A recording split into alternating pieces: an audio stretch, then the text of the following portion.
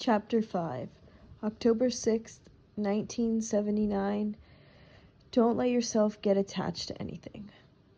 A guy told me one time, says organized crime boss Neil McCauley in Michael Mann's 1995 film Heat. Don't let yourself get attached to anything you are not willing to walk out on in 30 seconds flat if you feel the heat around the corner. One of the easiest ways to grasp the differences between Fordism and post-Fordism is to compare Mann's film with the gangster movies made by Francis Ford Coppola and Martin Scorsese between 1971 and 1990.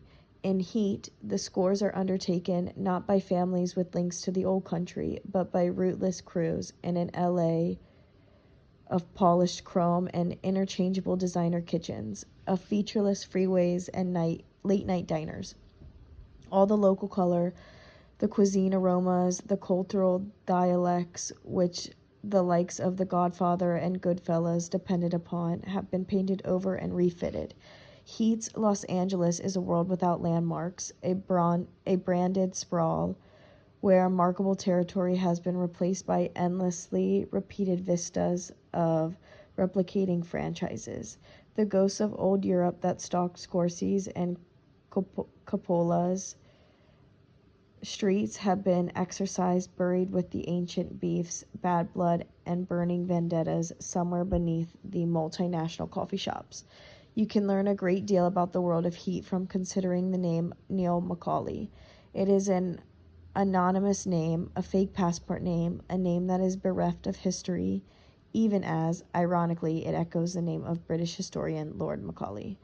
Compare Scorleone and remember that The Godfather was named after a village.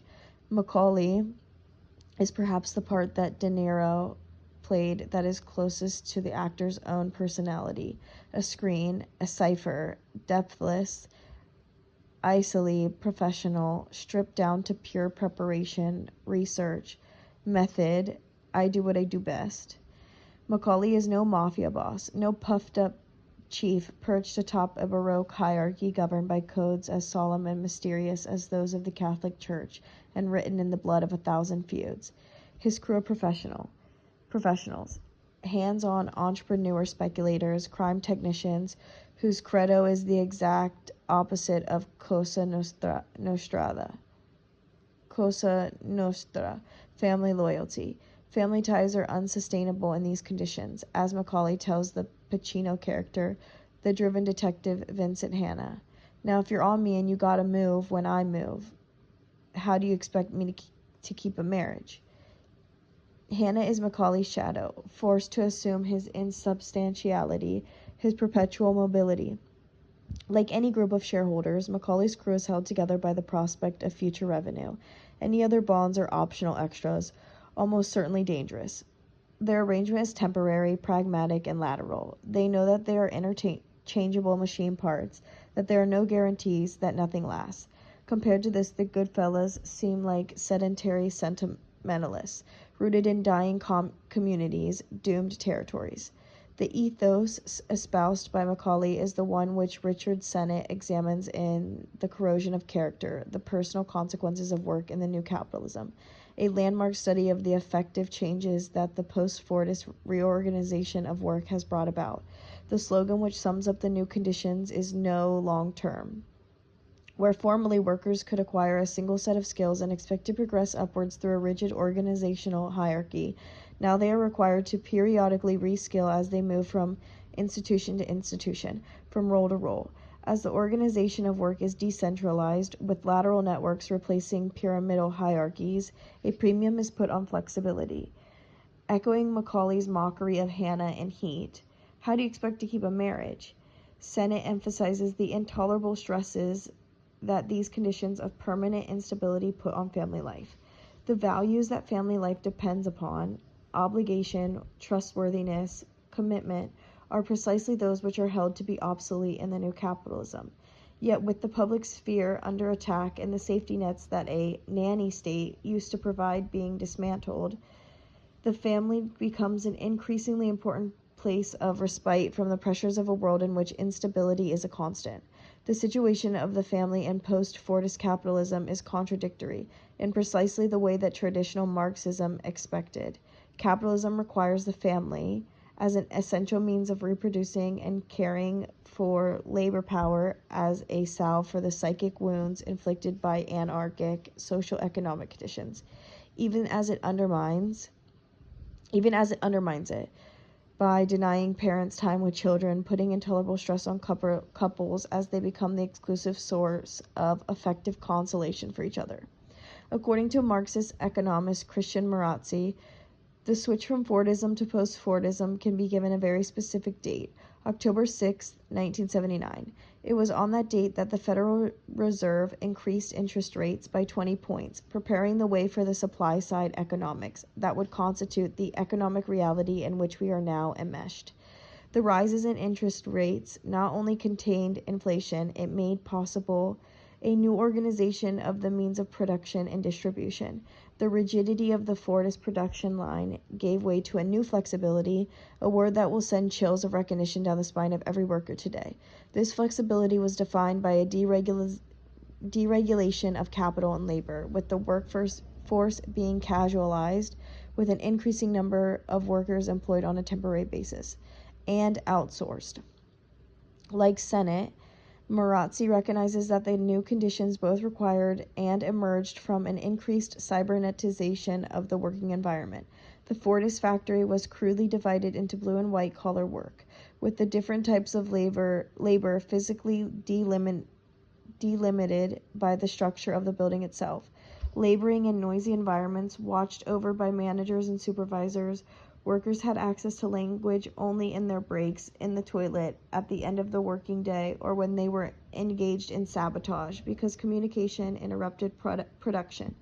But in post-Fordism, when the assembly line becomes a flux of information, people work by communicating. As Nordweiner taught, communication and control entail one another. Work and life become inseparable. Capital follows you when you dream. Time ceases to be linear, becomes chaotic, broken down into punctiform divisions.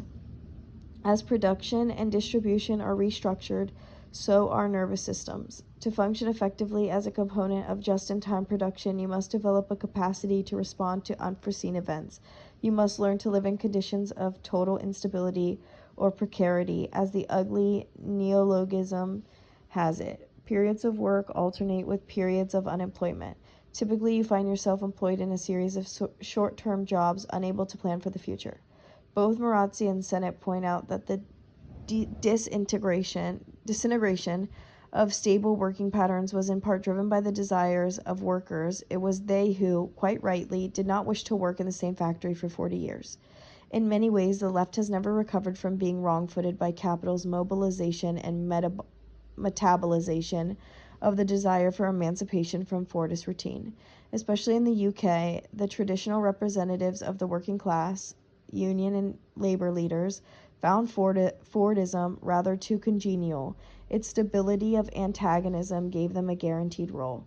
But this meant that it was easy for the advocates of post-Fordist capital to present themselves as the opponents of the status quo, bravely resisting an inertial organized labor pointlessly invested in fruitless ideological antagonism which served the ends of union leaders and politicians, but did little to advance the hopes of the class they purportedly represented.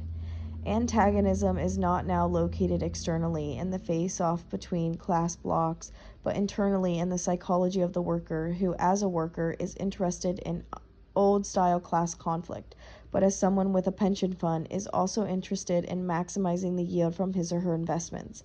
There is no longer an identifiable external enemy.